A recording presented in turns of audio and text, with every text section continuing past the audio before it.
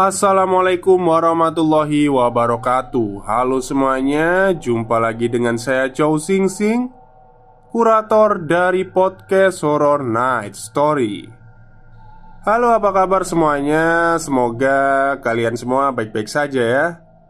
Dan seperti biasanya, pada malam hari ini saya kembali dan akan menghadirkan sebuah kisah mistis untuk kalian semua. Kisah mistis kali ini saya datangkan dari tweet Twitternya Mas Simpleman. Ya, lanjutan yang kemarin lah ya, Kembang Laruk itu. Jadi ini bagian kelimanya. Dan ternyata Mas Simpleman belum update lagi. Nggak tahu kapan, nanti saya teruskan lagi. Jadi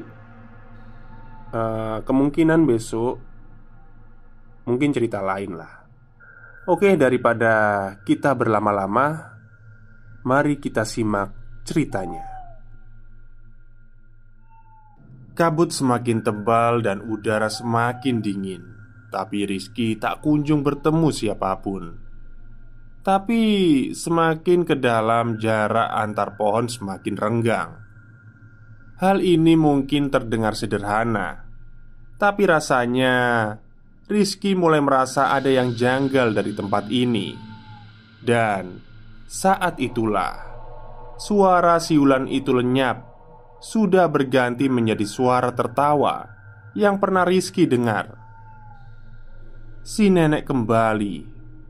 Kabut yang seperti asap putih kalau terkena sinar bulan, seperti menunjukkan bayang wanita tua berambut panjang keriting, berjalan dengan punggung bungkuk melewati satu pohon ke pohon yang lainnya. Kemudian lenyap saat Rizky melihatnya. Dan seiring waktu dia muncul diiringi suara mengikiknya. Rizky sadar dia terancam. Tapi kabur dari tempat ini bukanlah perkara mudah. Dia paham kalau memang tidak ada jalan buat dirinya kecuali Rizky mengikuti kemana suara itu membawanya. Di atas batu di ujung jalan kebun pohon karet, Rizky melihatnya sedang duduk membelakangi. Saat jarak mereka terpaut beberapa langkah, Rizky ingat kalau di keadaan sesulit apapun, dia kudu berdoa kepada Tuhan. Maka bersiaplah Rizky membacanya. Tapi belum juga doa terucap dari bibirnya, sosok di depannya berbicara. "Gak perlu berdoa kalau dalam hatimu gak yakin. Buang-buang waktu aja." Suaranya persis seperti suara nenek-nenek pada umumnya. Sosok itu tidak berbalik. Dia masih duduk membelakangi Rizky. "Kamu sendirian ya? Apa tujuanmu kesini nak? Mencari apa?" Rizky tidak berani berbicara. Bagaimanapun, sosok yang ada di depannya ini bukan manusia. Hanya saja entah kenapa Rizky merinding sewaktu di dekatnya. "Hehehe, tidak usah takut. Aku kalau mau mencelakai sudah kutendang dari jurang dari tadi." Rizky masih berdiri. Giginya gemeletak seperti orang kedinginan. Atau mungkin hal itu karena dia berada di fase paling takut. "Saya mau naik ke atas sama teman-teman saya, Mbah." Belum selesai Rizky bicara, sosok di depannya berteriak kepadanya, "Gak usah bujuk. Apa tujuanmu kesini?" "Sumpah Mbah, mana berani saya bohong." "Gitu ya. Kesini kalau gitu, mendekat." Rizky menurut. Dia berjalan setapak demi setapak. Aroma tubuhnya wangi Kamboja. Nenek itu memanggil, melambai-lambaikan satu tangannya ke arah Rizky. Tapi anehnya dia masih tetap dalam posisi membelakangi Rizky. Saat Rizky mendekat pun, dia sempat melihat sebagian wajahnya yang menghadap ke depan. Dia tidak mengerti alasan kenapa sosok ini memanggilnya mendekat. Rizky hanya berani berdiri di belakang punggungnya. Dia menghindari wajahnya. Saat itu, sosok itu memintanya mendekat kembali. "Sini, mendekat." Sampai Rizky bisa mencium wangi aroma Kamboja yang sangat kuat. "Sentuh kepalanya Simbah, biar kamu ngerti. Simbah aromanya aroma kembang apa?" Rizky diam saja saat sosok itu mengatakan hal itu. Kemudian sosok itu berteriak lagi, "Cepetan sentuh!" Rizky akhirnya menurut. Perlahan kedua tangannya menyentuh bagian sisi kepalanya, yang berarti rambut bagian belakang nenek-nenek itu ada tonjolan aneh pada tempurung kepala. Ini bahkan ada beberapa lubang yang janggal. Tapi anehnya, aromanya semakin wangi. Rizky yang meraba bagian tempurung kepalanya kemudian menyisir rambut putih itu. Karena Rizky merasa hal ini terasa semakin aneh. Dan sewaktu Rizky berhasil membiak rambut nenek tua itu, Rizky melihat rupanya di balik rambut yang keriting panjang itu ada wajah lain yang menyeringai kepadanya. Jadi, yang sejak tadi bicara dengan Rizky adalah bagian belakangnya. Beliau kemudian mengatakan satu hal yang nampaknya Rizky pahami. "Semakin wangi, semakin kuat. Wangi tidak selalu baik, nak. Kutunjukkan jalan pulang. Satu persatu yang ada di sini mulai menyadari aroma tubuhmu." Rizky mundur. Dan secara bergantian wajah itu melihat Rizky. "Ayo ikut Simbah, gendong Simbah." "Kenapa? Kamu ragu ya? Aku tahu loh jalan pulang." Rizky teringat kawannya yang lain. Tapi nampaknya sosok yang ada di depannya itu pun tahu. "Temanmu punya niat bukan untuk mendaki, nak.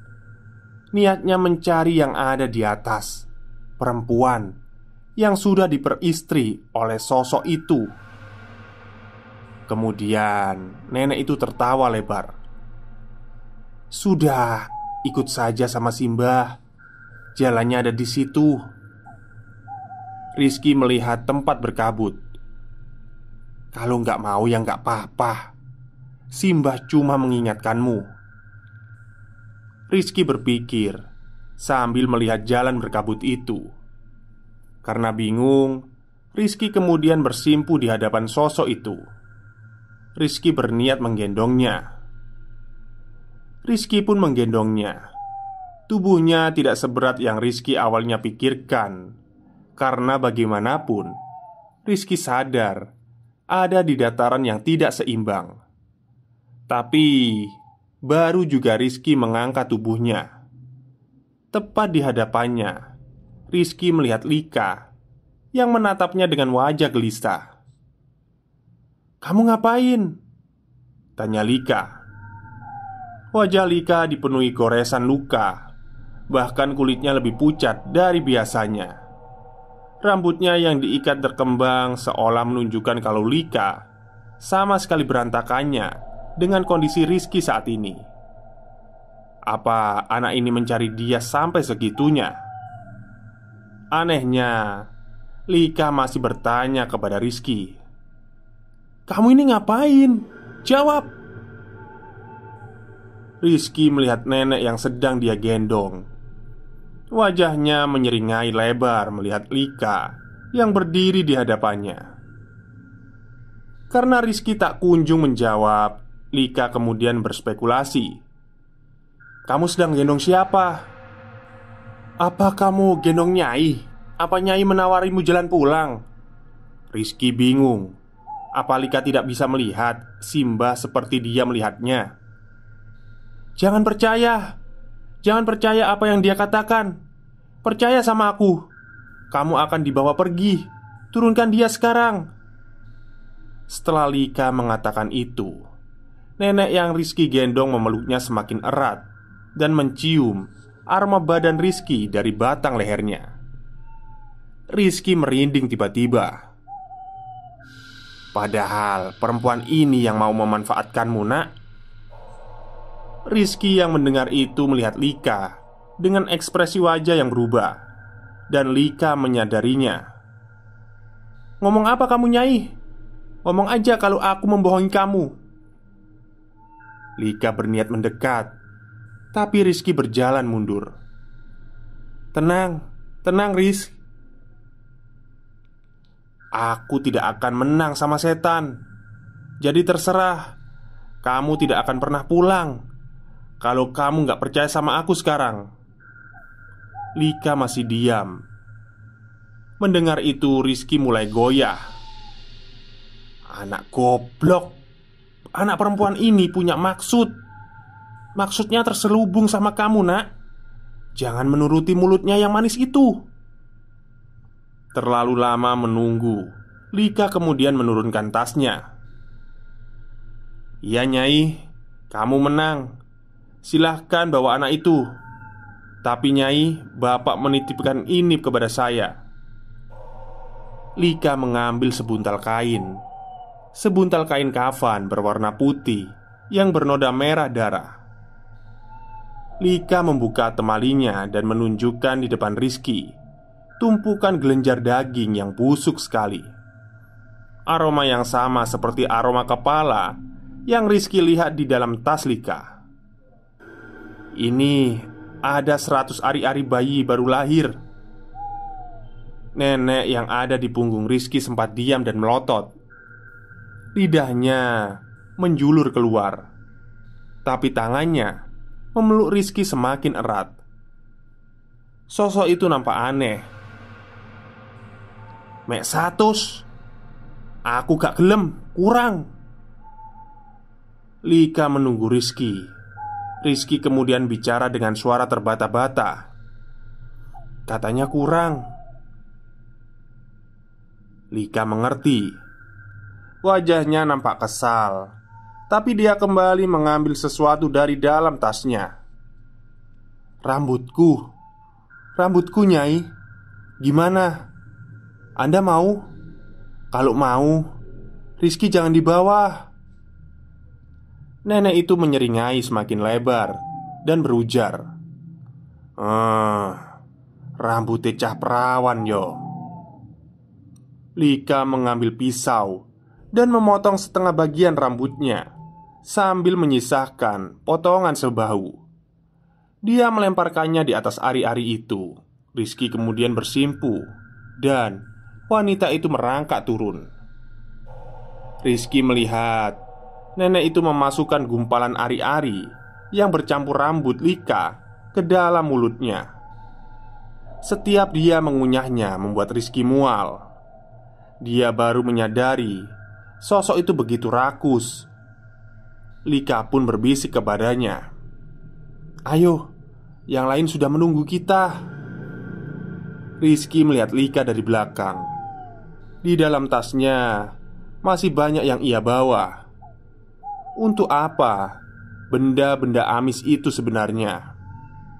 Tapi melihat potongan rambutnya yang tidak rata, ternyata tidak mengurangi kecantikannya. Rizky bahkan semakin tertarik dengan wanita ini.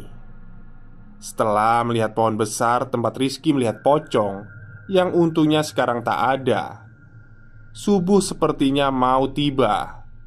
Terlihat dari langit yang berwarna kebiruan, Lika berhasil sampai di pos kedua bersama Rizky. Di sana, dia melihat teman-teman yang lain. Putri yang pertama mendekat bertanya kepada Lika, "Nyai?" Lika mengangguk, melewati Putri, kemudian tidur di atas lantai pos 2. Rizky kemudian melihat Koco yang mendekatinya dengan wajah seperti ingin memukulnya. Di situ Rizky melihat ada yang aneh. Wajah Koco tampak babak belur. Tapi ternyata tak hanya Koco yang babak belur. Baik Prio dan Andri sama saja.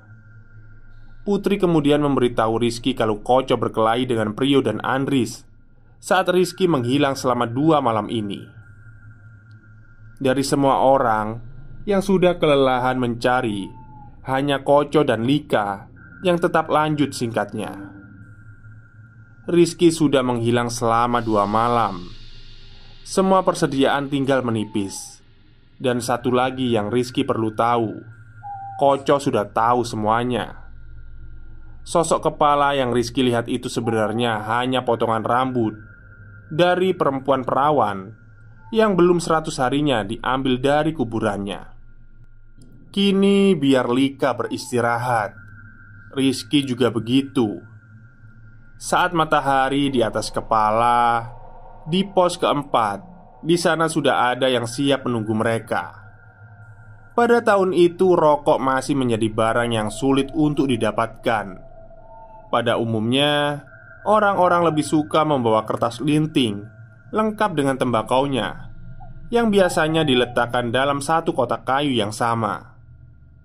Seperti Andris dan Prio, mereka baru saja melinting rokok, kemudian menghisapnya tidak jauh dari pos kedua. Rizky mencoba untuk tidur seperti Lika yang nampaknya sudah sampai di alam mimpi. Sekujur tubuhnya terasa sakit dan ngilu. Mungkin karena lelah setelah mengalami kejadian janggal itu. Bertemu dengan sosok yang mereka panggil Nyai. Terkadang Rizky juga merasa heran bagaimana mungkin dirinya sudah melewati 2 malam, padahal jelas-jelas dari waktu pelarian tidak lebih dari beberapa jam saja. Tapi kembali kepercayaan masing-masing. Mungkin saja tanpa Rizky sadari, dia sudah masuk dan tersesat di alam lain, tempat di mana yang gaib benar-benar ada. Tidak ada yang terjadi selama masa istirahat itu. Siangnya ketika matahari sudah berada di atas kepala, Koco membangunkan Rizky. Dia menepuk-nepuk pipinya.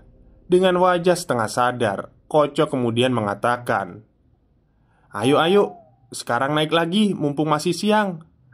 Target kita hari ini pos keempat." Dengan gestur sedikit malas, Rizky kemudian bangkit dari tempat tidurnya. Dia melihat semua orang sudah bersiap-siap.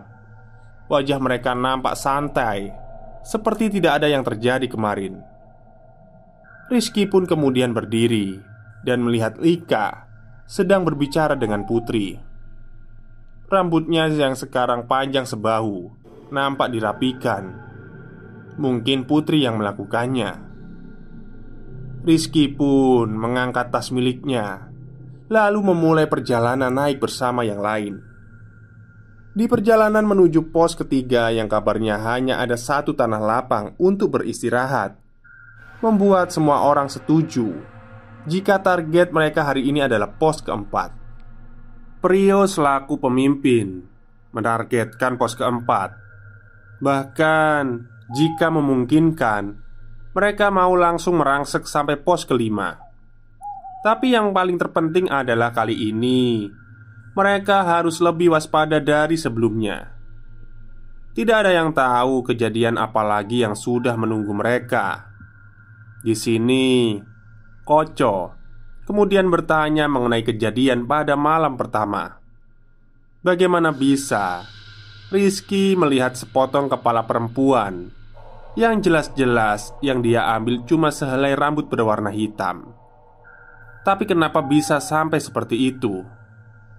Sayangnya tidak ada yang mau menjawab pertanyaan itu, kecuali Putri, yang kemudian berkata, "Kalau yang sudah terjadi, biarkan saja terjadi. Tidak ada lagi yang perlu dibahas dari kejadian itu. Ini hanya kesalahpahaman saja." Koco diam sewaktu mendengarnya. Meskipun di dalam hatinya dia tidak puas dengan jawaban tersebut. Tapi Koco pada akhirnya memilih untuk mengalah. Dia pergi sembari sempat melirik ke arah Rizky, yang kemudian menundukkan kepalanya. Tanpa mereka semua sadari, waktu berlalu begitu cepat. dari matahari yang ada di atas kepala terus bergerak turun dan mereka semua berhasil mencapai pos 3 tanpa ada halangan yang berarti. Pada pos ketiga mereka semua sempat beristirahat. Saat itu lagi-lagi tidak ada yang bisa diprediksi. Langit yang sebelumnya cerah mulai berubah menjadi gelap. Awan-awan mendung mulai berdatangan, merubah jalan pendakian ini menjadi lebih sulit lagi. Pada sekitar pukul 3 lewat 10 menit, perjalanan kemudian dilanjutkan kembali. Hujan deras kemudian turun. Semua pendaki sudah mengenakan mantel menutupi kepala mereka dari air hujan. Andries yang berada di baris paling belakang kemudian berkata kepada yang lain, "Sebentar, sebentar," katanya sembari melihat ke sekeliling. Entah kenapa sejak tadi dia merasa kalau mendengar ada suara binatang yang meraung. Prio yang mendengar Andries kemudian turun dan mendekati anak itu. Mereka berdua kompak diam sembari memasang pendengaran mereka masing-masing. Rizky yang juga ikut melakukan hal yang sama pun mulai merasa aneh. Lagi-lagi bulu kuduknya berdiri tanpa ada sebab yang jelas. Tapi mereka semua hanya mendengar suara gemeresak dedaunan yang dihajar oleh air hujan. Tidak ada suara raung binatang seperti apa yang dikatakan oleh Andries. "Jam berapa sekarang?" tanya Prio tiba-tiba kepada yang lain. Putri mengambil potongan arloji di dalam tas miliknya, kemudian berkata kepada Prio, "Jam 3 lewat 15 menit." Prio nampak sedang berpikir sambil sesekali dia menggedek-gedekkan kepalanya. "Butuh berapa jam lagi untuk bisa sampai ke pos keempat?" Mendengar itu, Lika kemudian menjawab, "Kalau lancar seharusnya butuh 4 jam lagi." Prio mengangguk pertanda dia mengerti. Kemudian dia meminta Andries berjalan di depan, sementara Prio ada di baris belakang. Tapi anehnya Prio mengatakan sesuatu yang mungkin akan terdengar sangat janggal bagi anak-anak yang lain. "Sebentar lagi kita akan melewati masa peralihan dari terang ke gelap. Kalau bisa, mulai dari sini, satu pun dari kita jangan ada yang melihat ke belakang, mengerti?" Mendengar itu sontak wajah Lika terkejut. Dia menatap Prio sambil bergumam, "Dia ada di sini." Prio kemudian membuka mantel dan menunjukkan bagian leher. Rupanya tidak hanya Rizky saja yang merasakan perasaan tidak enak ini, tapi semua anak-anak yang mendaki sekujur tubuhnya merinding luar biasa. Bahkan Putri yang ada di barisan depan sempat menyentuh bagian belakang lehernya. Ada apa ini? Siapa dia? Siapa yang dimaksud ini?" tanya Koco, wajahnya nampak pucat. Tapi nampaknya tidak ada yang mempedulikan pertanyaan Koco. Justru semua orang malah tertuju pada Putri yang berkata, "Kok bisa loh? Bukannya dia harusnya ada di tempat yang paling atas? Ngapain dia sampai turun ke sini?" Semua orang melihat Putri, kemudian tersadar akan sesuatu. Dengan perlahan mereka semua kemudian beralih memandang ke arah Rizky. Karena bunga wanginya benar-benar harum sampai semuanya datang satu persatu, kata Rizky menirukan cara bicara Nyai kepada semua orang yang ada di tempat ini. Tidak ada lagi dari mereka yang berbicara selepas Rizky mengatakan itu. Rasa-rasanya semua sudah mengerti penyebab sosok yang paling dihindari di gunung ini sampai turun sejauh ini. Prio tetap mengatakan untuk tidak menoleh ke belakang, meskipun Prio tidak menjelaskan akibatnya. Kurang lebih dari 1 jam lagi, Surup. Gimana? Kita tetap melanjutkan atau berhenti sebentar di sini?" kata Lika bertanya pada Prio. Sembari berjalan, Prio seperti orang yang sedang melamun. Dia tidak fokus dengan pembicaraan ini. Sementara di atas Rizky melambatkan langkah kakinya agar dia bisa menguping apa yang sedang Prio dan Lika bicarakan. "Lanjut aja, Lik. Tapi semua harus paham dengan situasinya. Ini sudah di luar kendali kita. Gimana ini? Jawe sampai turun, anjing!" bentak Prio yang marah. "Lah iya, Mas. Aku juga nggak paham. Kok bisa si bangsat satu ini ikut-ikutan turun? Seharusnya kan nggak begini caranya. Apa gara-gara..." Lika menatap punggung Rizky. Prio kemudian menjawab dengan suara setengah berbisik, "Apa kita sudah salah bawa kembang? Kembang laruk yang kita bawa ini aromanya wangi, sewangi-wanginya bunga. Karena itu yang di atas pasti turun satu persatu." Lika kemudian berhenti berjalan. Prio pun ikut berhenti. Tapi Prio tak berani melatap ke belakang. Dia menunggu Lika menyusul dirinya dan berbicara, "Artine, sekarang ada kemungkinan kalau setan yang satu itu juga akan datang. Berarti ada kesempatan untuk bisa nolong si Mbak." Prio mengangguk. "Seharusnya gitu. Setelah melewati pos keempat, kita akan tahu di mana mbakmu selama ini disembunyikan selama 2 tahun belakangan ini." Waktu terus berjalan. Sampailah mereka pada titik hutan yang banyak ditumbuhi tanaman liar, semak belukar. Di atas ini, suhu udara semakin dingin dikarenakan hari juga mulai gelap. Selain itu, hujan juga tak kunjung reda.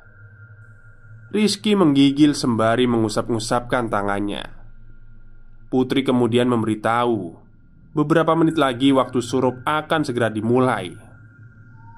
Prio yang berada di barisan paling belakang kemudian berjalan semakin cepat untuk menyusul yang lain. Di sana, di bawah pohon pinus, Prio kemudian menjelaskan permainannya. "Jangan ada satupun orang yang berani-beraninya melihat ke belakang, apapun yang terjadi.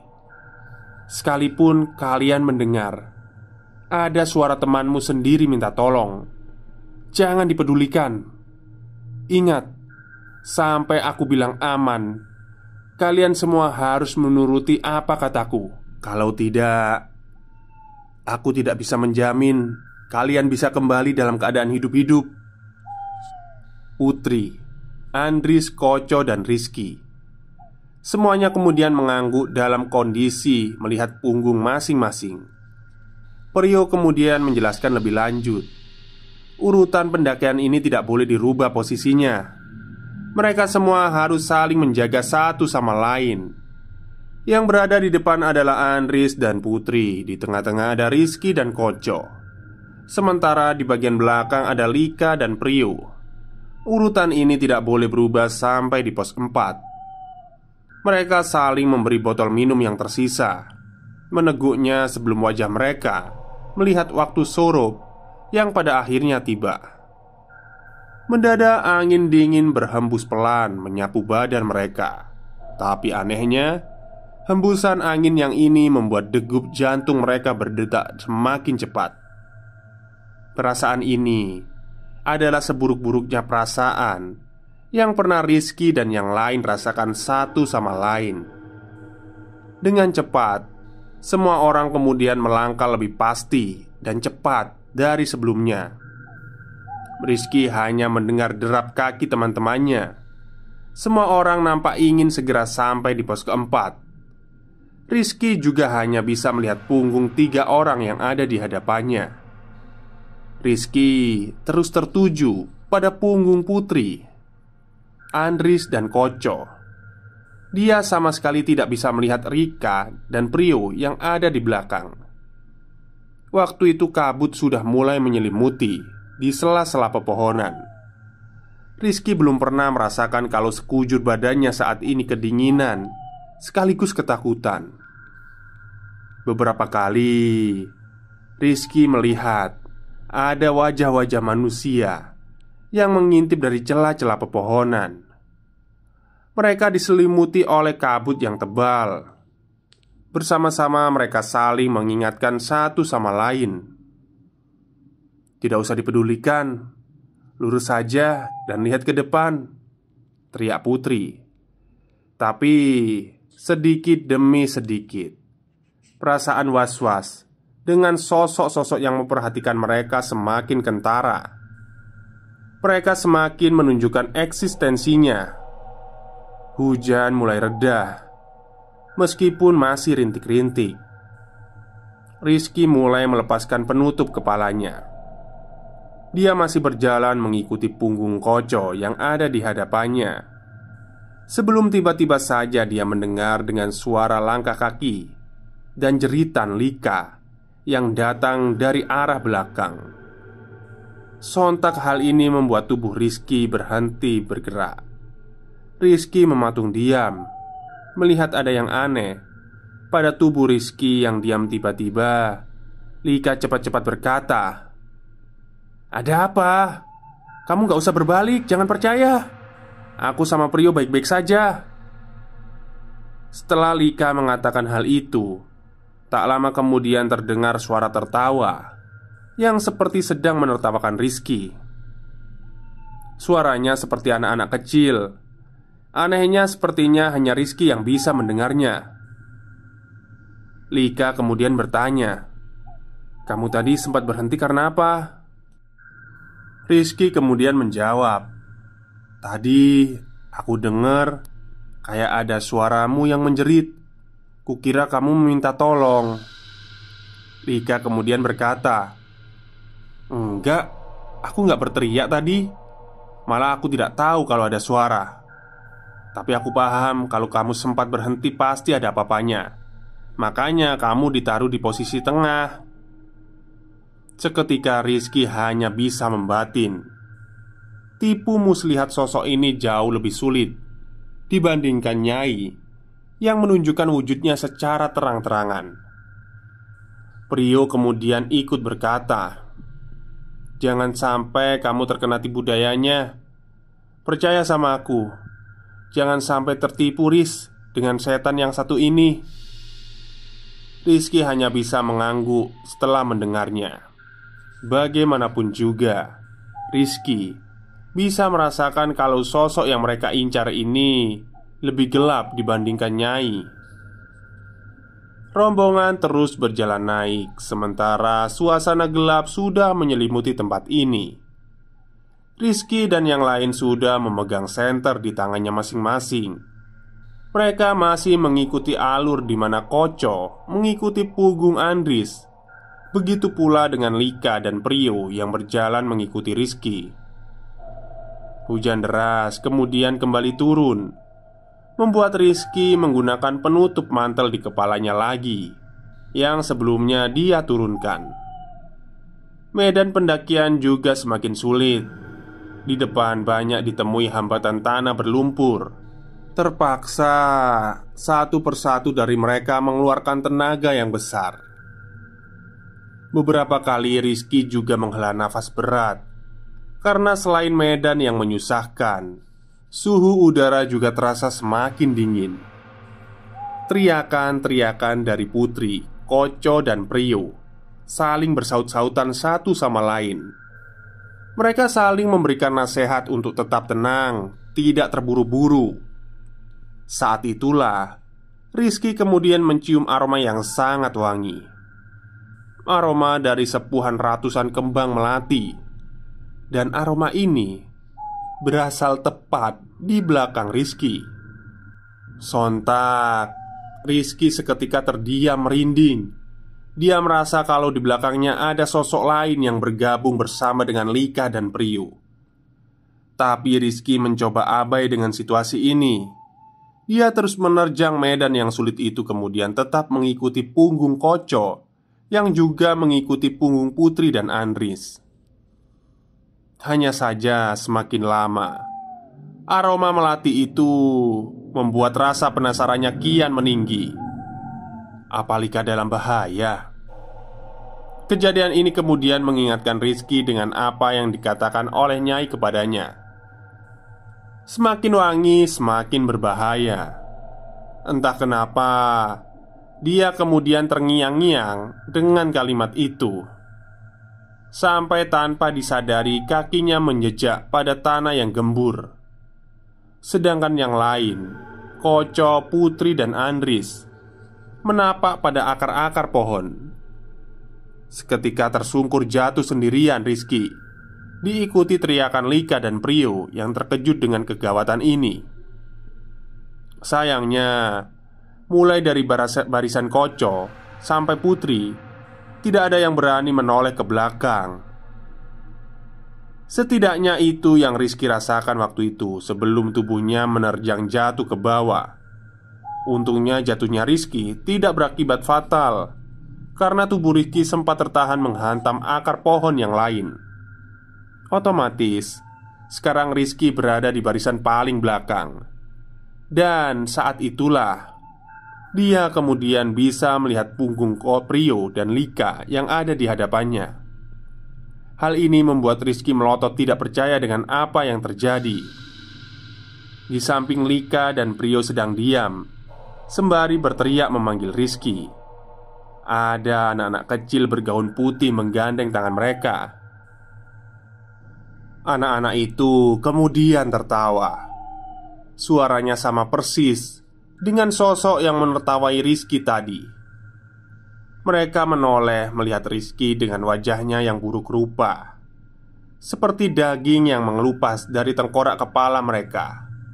Kemudian anak-anak ini memberi gestur di bibir sambil menunjuk. Rizky yang merasakan getir ngilu di sekujur tubuhnya tidak mengerti maksud dari sosok anak-anak kecil ini. Tapi Rizky menyadari ada satu hal. Aroma melati itu tidak berasal dari tubuh anak-anak misterius itu, tapi aroma melati itu masih berada tepat di belakangnya. Tak berselang lama, Rizky merasakan ada yang menyentuh bahunya. Rizky termangu ketakutan melihat sepotong tangan dengan 5 ruas jari, yang umumnya manusia normal hanya memiliki 3 ruas pada setiap jarinya. Tapi yang ini sampai memiliki 5 ruas jari dengan kuku yang panjang. Aroma sepuhan wangi melati tercium menyengat dan membuat Rizky melengus menutup hidungnya. Dari arah belakang, suara berat itu kemudian terdengar di telinga Rizky. Awe, awe, awe. Terdengar seperti awe atau mungkin jawe. Anehnya, tubuh Rizky kaku tidak berani bergerak, sementara anak-anak perempuan itu menertawakan mereka. Mereka terus-menerus menunjuk Rizky. Saat itulah yang tidak pernah diduga-duga dilakukan oleh Prio. Pemuda itu menoleh ke belakang. Wajahnya pucat. Prio kemudian berlari tunggang langgang naik ke atas sendirian, tidak peduli apapun yang ada di hadapannya. Prio berlari sendirian, melewati Koco, Putri, dan Andris. Rizky yang melihat peristiwa itu kemudian sadar kalau aroma melati yang ada di belakangnya sudah lenyap. Rizky kemudian berdiri dengan gestur yang sadar kalau Prio sekarang dalam bahaya. Ia kemudian berlari menuju ke tempat Lika. Dia mengingatkan kalau Jawe saat ini sedang mengajar Prio. Lika yang mendengarnya nampak terkejut. Wajahnya pucat pasi. Ia kemudian berkata, "Kayaknya gak bakal selamat, Prio." Lika kemudian menarik tangan Rizky, membawanya mendekat ke arah yang lain. Putri tampak bingung kenapa tiba-tiba Prio berlari seperti itu. Dengan wajah datar, Lika berkata, "Cepat, ayo kita pergi ke pos keempat." Putri hanya diam. Dia sadar ada yang tidak beres. Sementara Rizky melihat di atas dahan-dahan pohon, semakin banyak anak-anak yang duduk menggoyang-goyangkan kakinya. Mereka masih menertawai Rizky, Koco, dan Andris. Terpaksa memimpin di depan sebelum aroma itu kembali diikuti suaranya. Rizky berkata kepada Lika, "Nyai kembali." Mendengar itu Lika mengangguk dan semua orang yang ada di sana berlari sekuat tenaga. Rizky pun melakukan hal yang sama. Sayup-sayup, suara wanita tua itu semakin keras, sampai membuat Rizky bergidik ngeri melihat sosoknya yang merangkak sembari berlari. Lika berteriak kepada Putri, "Dia ada di pos keempat kan?" Putri mengangguk sembari berkata, "Iya, Nyai nggak akan berani masuk ke pos 4. Soalnya sudah beda wilayah." Koco yang berlari paling depan ikut berteriak, "Sebenarnya itu kita kenapa harus lari? Seumur hidup aku nggak pernah daki sambil lari kayak maling seperti ini." Rizky dan yang lain tidak peduli. Mereka saling berlari meninggalkan satu sama lain. Koco pun akhirnya tidak punya pilihan lain selain ikut mengejar Andris yang sudah berada di depannya. Saat itulah medan naik terlihat dan Putri menunjukkan itu. "Pos keempat. Akhirnya kita sampai." Semua orang seketika melesat masuk ke dalam gedung tua yang berukuran sedang. Lika melihat ke jendela mengamati apa yang ada di luar sana. Saat itulah Rizky mengatakan kalau Nyai sudah pergi. Hal ini terasa dari aroma wangi tubuhnya yang sudah lenyap. Tapi rupanya ini belum selesai. Andris yang pertama kali menyadari kalau di dalam bangunan tua itu ada seorang pendaki yang duduk menatap mereka dengan pandangan mata yang dingin. Seorang pemuda biasa yang memiliki kulit pucat seperti mayat. Rizky kemudian meminta semua temannya mundur. Dengan gemetar, Rizky kemudian berkata, kalau pemuda yang ada di depannya ini, meskipun memakai baju pendaki, tapi aroma tubuhnya wangi sekali, seperti aroma minyak kasturi. Rizky tahu dia bukan manusia. "Saya tersesat, gak bisa turun. Boleh saya ikut bergabung bersama kalian?" Rizky melihat Lika. Bulu kuduk Rizky merinding di dekat anak laki-laki ini. Nampaknya wajahnya tidak memiliki emosi. "Saya masih manusia kok," katanya. Tapi Rizky tidak percaya. Lika dan Putri saling memandang. "Kalau saya menolak pun rasa-rasanya Mas juga pasti ikut kan?" Laki-laki itu tersenyum menyeringai. "Nggih, saya akan tetap memaksa untuk ikut kalian." Semua orang seketika terdiam. Lika kemudian tak mempedulikan laki-laki itu. Sekarang Lika menagih janji kepada Putri. "Di mana kampungnya? Di mana dia? Harusnya ada yang nyamben aku dulu, Lik." Andris kemudian maju. Dia berkata kalau seharusnya ini pekerjaan Prio, tapi orang itu sudah pergi dan tidak tahu bagaimana keadaannya. Sementara Lika juga tidak mengerti caranya. Rizky dan Koco sama bingungnya. Apa yang dimaksud dengan nyamben? Putri akhirnya menunjuk Andris memaksa bocah itu melakukan apapun resikonya. Mereka sudah berjalan sejauh ini.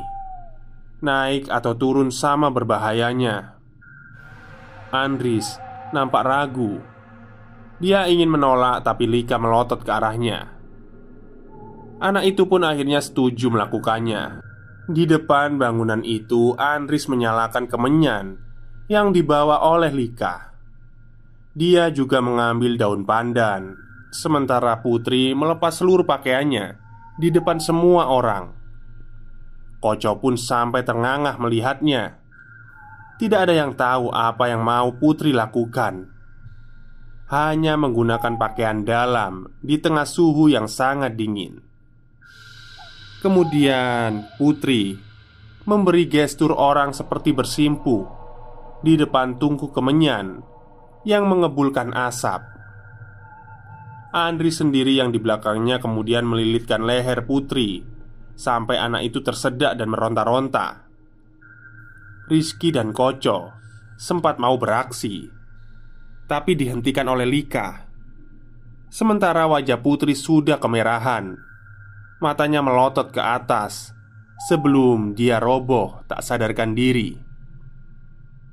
Andries membuang kain yang dia gunakan untuk melilit sekaligus daun yang ada di dalamnya. Saat Rizky bertanya apa yang dilakukan oleh Andries, Andries memilih untuk diam dan masuk ke dalam bangunan sendirian. Tiba-tiba tersentak saat dia melihat Putri mencium tubuh Rizky. Dia seperti binatang yang mengendus dengan wajah yang menyeringai. Dia berkata, "Kembang ini bisa menunjukkan di mana keberadaan kakakmu." Rizky seketika menyadari aroma tubuh Putri sudah berbeda. Jika ada wangi yang bisa mengalahkan minyak kasturi, itu adalah wangi tubuh Putri yang membuat Rizky menggigil karena merinding. Oke, itulah bagian kelima dari cerita Kembang Laruk yang ditulis oleh Mas Simpleman. Dan ternyata belum ada updatean terbaru dari Mas Simpleman. Nggak tahu kapan ya. Jadi kemungkinan ini sementara part terakhir ya, bagian kelima. Entah 3 hari kemudian Mas Simpleman buka atau nulis tweet ya, saya lanjutkan lagi. Jadi untuk besok kita cari cerita yang lain. Tapi tenang aja bagi kalian yang masih nanti takutnya bingung gitu ya. Jadi saya buatkan playlist sendirilah Kembang Laruk ini, biar nanti takutnya nggak kesulitan untuk mencari. Oke, mungkin itu saja untuk malam ini. Semoga kalian semua terhibur. Selamat malam dan selamat beristirahat.